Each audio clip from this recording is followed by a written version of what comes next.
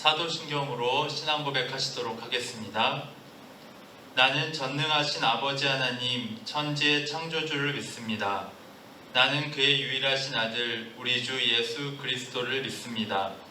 그는 성령으로 잉태되어 동정녀 마리아에게서 나시고 본디오 빌라도에게 고난을 받아 십자가에 못 박혀 죽으시고 장사된 지 사흘 만에 죽은 자 가운데서 다시 살아나셨으며 하늘에 오르시어 전능하신 아버지 하나님 우편에 앉아 계시다가 거기로부터 살아있는 자와 죽은 자를 심판하러 오십니다.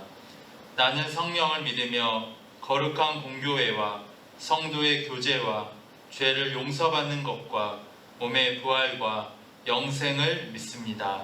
아멘. 찬송가 420장 부르시도록 하겠습니다.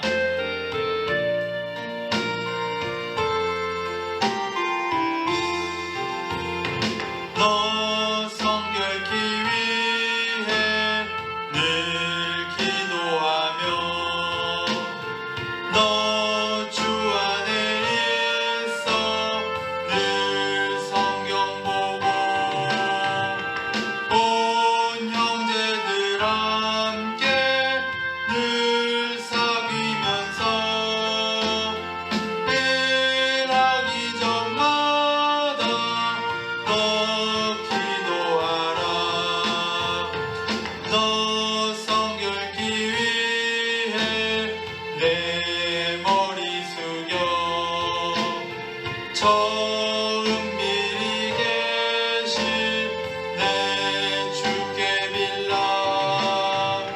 주 사귀어 살며 주 닮으리니 널 보는 이마다 주 생각하리.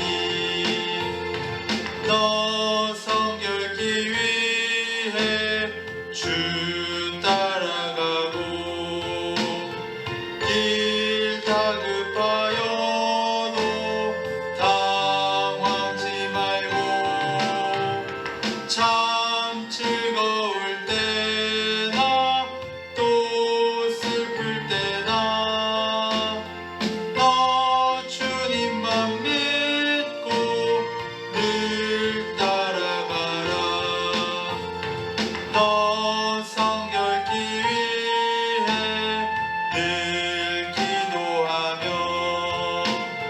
내 소원을 주께 다 맡기어라.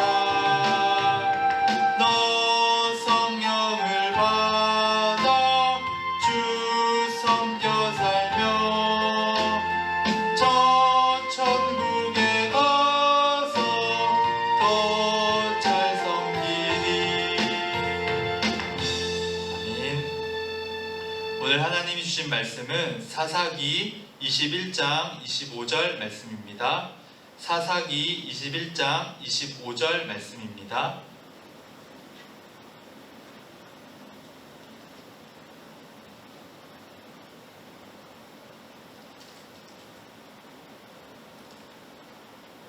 그때에 이스라엘에 왕이 없으므로 사람이 각기 자기의 소견에 옳은 대로 행하였더라. 아멘. 오늘도 주님의 은혜가 가득한 하루 되시기를 바랍니다. 오늘 말씀은 사사기 맨 마지막에 나와 있는 말씀인데요. 오늘 사사기 21장의 내용을 살펴보면 19장에서부터 한 레위인의 이야기가 나옵니다. 그리고 그 레위인에게 첩이 있었고 또 그 첩을 찾으러 갔다가 돌아오는 길에 또한 기본에 있는 사람들에게 또한 그 첩이 겁탈을 당하고 또한 그것을 말로도 담기 어려울 정도로 토막을 내서 또한 각 지파에 보내서 사람들이 모이게 됩니다. 이스라엘이 모이게 되죠. 그래서 베냐민 지파와 전투를 벌이게 됩니다. 그 전투에서 베냐민 지파 사람들이 몇 명이 남게 되냐면 600명의 사람들이 남게 됩니다. 이제 그 사람들을 위해서 어떻게 그 지파를 없애지 않고 살릴 수 있을까 사람들이 생각하며 그 행위를 하는 것이 바로 21장에 나와 있습니다. 21장의 내용을 살펴보면 그 600명의 사람들을 위하여 그들이 아내를 얻어주려고 합니다. 그런데 자기들 지파에서는 아내를 주지 않기로 맹세한 후에 어떻게 하냐면 그들이 모였을 때 모이지 않았던 사람들이 누구였냐면 길르앗 야베스 사람들이었습니다. 그 사람들을 공격해서 400명의 여인을 베냐민 지파에게 줍니다. 그 또 남은 200명을 어떻게 하냐면 그 실로에 있는 사람들이 축제를 벌이러 나왔을 때 그 여인들을 또 원하는 사람들이 데려갈 수 있도록 했다라는 것이죠. 이것이 데려갔다라고 했을 표현이지 납치와 다를 바가 없는 것입니다. 이스라엘 백성들이 하는 행동들을 보면 19장에서부터 21장까지 하는 모습들을 보면 전혀 하나님의 백성이라고는 여겨지지 않는 행동들을 합니다. 오히려 그 땅에 있는 사람들보다 더 심하게 더 그들이 하나님을 어기며 살아가는 모습을 보게 됩니다. 오늘 모습을 보게 되면 하나님께서는 분명히 사사기를 시작하면서 이스라엘에게 가나안 땅을 주시면서 그 땅에 있는 사람들을 몰아내고 진멸하고 이스라엘 하나님이 원하시는 백성의 모습으로 살아가라고 말씀하셨습니다. 그런데 그 땅에 들어가고 보니 그 땅에 보여지는 것들이 너무나도 좋았던 겁니다. 그래서 사람들은 그 땅에 있는 사람들을 쫓아내지 않았습니다. 처음에는 쫓아내지 못했지만 그 다음부터는 그들이 쫓아내지 않았습니다. 그 일로 인하여 계속해서 그들은 그 땅의 문화에 동화되어 갔고 적응되어져 갔고 오히려 그 사람들보다 더 심각한 죄악 속에 빠져서 살아가게 되었던 것이죠. 그래서 오늘 말씀에 보면 19장에서 21장 그 사이의 말씀을 살펴보면 이제는 쫓아내야 될 사람들은 쫓아내지 않고 그 사람들의 문화에 동화되어 그 사람들과 똑같이 자신들끼리 싸우고 자신들을 쫓아내는 자기들의 민족들을 없애는 일들을 행하고 있다는 것입니다. 저는 이 말씀을 보면서 참 안타까웠던 것은 누구 한 사람도 이것에 대해 잘못됐다 말한 사람이 없다는 것입니다. 이것을 놓고 하나님께 물어보자 하나님의 뜻을 구하자 행했던 사람들이 없었다는 거예요. 우선 그 일을 행해야 되어져야 될 제사장, 레위인들 또한 사사들이 그러한 일들을 하지 않았습니다. 지도자들부터 무너지기 시작했고 그 땅에 있는 모든 지파의 백성들이 그것을 묻지 않고 그들의 눈에 보이는 대로 행했던 것이죠. 아마 레위인이 그 일을 행했을 때 그 살인을 하고 토막살인을 해서 이렇게 보냈을 때 시체를 잘라서 보냈을 때 그것을 놓고 무엇이 잘못됐는지 어디서부터 잘못됐는지를 그들은 물었어야 했습니다. 하나님 앞에 죄를 회개하고 돌아왔어야 됐습니다. 그런데 그들은 그렇게 하지 않고 그 토막살인 난 것을 보고 화가 나서 자신의 동족을 자신의 지파들을 살해하는 일들을 벌이게 되었던 것이죠. 그리고 지금 21장에서는 그 살아남은 사람들을 구원하기 위하여 그들이 행했던 방법이 다른 사람들의 여인들을 뺏어서 다른 지파들의 여인들을 뺏어서 베냐민 지파에게 주는 행위들을 하고 있었다는 것입니다. 너무나도 하나님 없이 살아가는 것이 보여지는 행위이고 행동이라는 것이죠.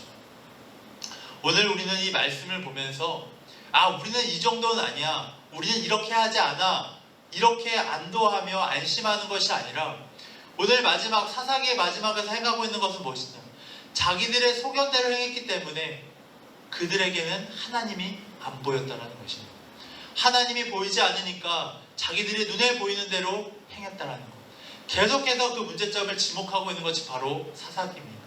그리고 어떤 사람들이 변화되었거나 어떤 무언가 달라졌다는 것이 나오지 않고 정말 참혹하고 가장 안 좋은 상태로 끝나는 이 말씀이 바로 사사기 말씀인 것이죠. 정말 최악의 상황을 보여주고 그 상황의 이유를 말해주고 사사기는 끝나게 됩니다. 그렇다면 우리도 이 사사기 말씀을 보면서 어떤 결론을 내려야 될까요? 이 사사기 말씀을 끝내면서 우리는 단순히 우리는 이 정도가 아니야 하며 안심하며 안도하며 끝나는 것이 아니라 우리는 이 사람들과는 다르게 살아야 됨을 우리가 다시 한번 다짐하며 나아가야 되는 것입니다. 이 이스라엘의 역사를 통하여 우리도 우리의 역사를 우리의 삶을 돌아보고 우리도 이러한 모습이 있다면 우리는 이 사람들과 똑같이 행해서는 안 될 것입니다. 만약에 우리도 이 사람들과 똑같이 행한다면 우리의 결과도 이 사람들과 똑같을 수밖에 없을 것입니다. 우리의 지금의 삶이 우리의 그리스도인으로서 믿음을 가지고 살아가는 삶이 아마 나중에는 후대에는 우리의 삶이 아마 역사가 될 것입니다. 이 코로나 시대 또한 이 정말 어려운 이 시대를 살아가고 있는 우리의 모습, 이 모습이 나중에 후대의 사람들은 우리의 모습을 보며 그것을 역사라고 생각할 것입니다.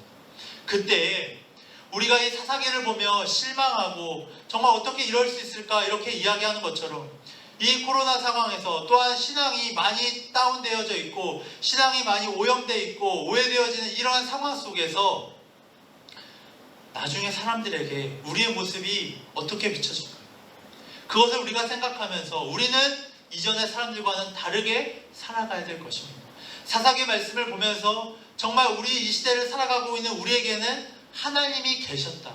하나님이 정말 왕이 되셨다라는 것이 고백되어지고 후대의 사람들이 우리의 모습을 보면서 그 당시의 사람들은 정말 어렵고 힘든 상황이었지만 하나님을 믿으며 살아갔구나라는 것을 보여줘야 합니다.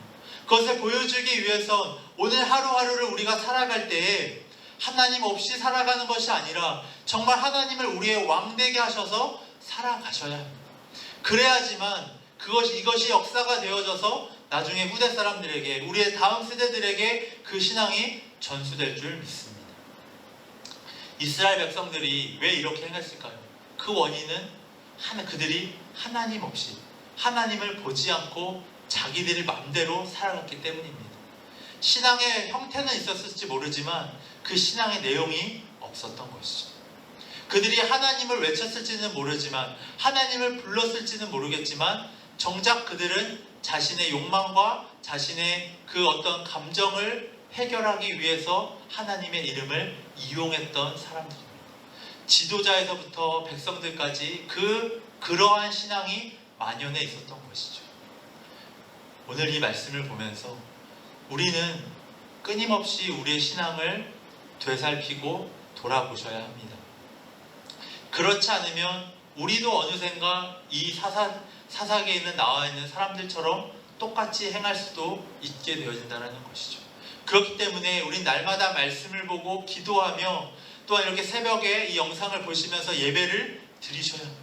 왜냐하면 하나님께 시선을 놓치지 않기 위해서, 우리의 삶에서 내가 주인이 되지 않기 위해서. 우린 조금만 방심하면요, 어느샌가 우리 자신이 주인이 되어져서 우리의 삶을 이끌고 나아가려고 합니다. 우리는 그것을 끊임없이 경계하고 끊임없이 우리를 회개하고 하나님께 방향을 돌려야 하는 것이죠.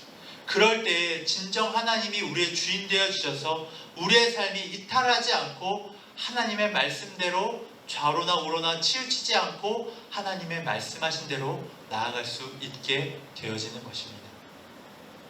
오늘 이 사사기를 마치면서 저는 여호수아 말씀 처음을 한번 생각해 보셨으면 좋겠습니다.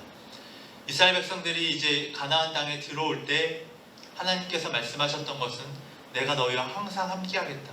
그러니 좌로나 우로나 치우치지 말고 말씀을 신뢰하며 나아가라. 나를 왕되어서 나아가라 말씀하셨습니다. 그런데 사사기 마지막은 그 모습과는 완전히 정반대의 모습을 보게 됩니다. 이 모습을 우리는 또한 살펴보면서 그때 하나님이 말씀하셨던 것을 기억하고 그것을 잃지 않고 놓치지 않고 우리의 눈에 보이는 현실은 자꾸 그것을 잊어버리라고 자꾸 그것을 보지 말라고 하지만 우리는 끊임없이 시선을 이 땅에 두는 것이 아니라 하나님께 두어서 그렇게 우리의 신앙이 오염되지 않고 부패하지 않고 타락하지 않고 날마다 깨끗하고 정결하고 거룩하게 구발하여 나아가시는 모든 성도님들 되시기를 바랍니다. 오늘 주신 말씀 기억하시면서 기도하시도록 하겠습니다. 기도하시겠습니다. 하나님 감사합니다. 오늘도 하나님의 말씀을 허락하여 주셔서 정말 하나님께 나아갈 수 있도록 인도하여 주시니 감사합니다. 하나님 사사기 말씀을 마치며 아버지 우리의 자신을 다시 한번 돌아보게 하여 주시고 우리의 신앙이 우리의 시선이 하나님께 향할 수 있도록 인도하여 주시고 우리의 삶의 중심이 하나님이 되실 수 있도록 아버지 인도하여 주시옵소서.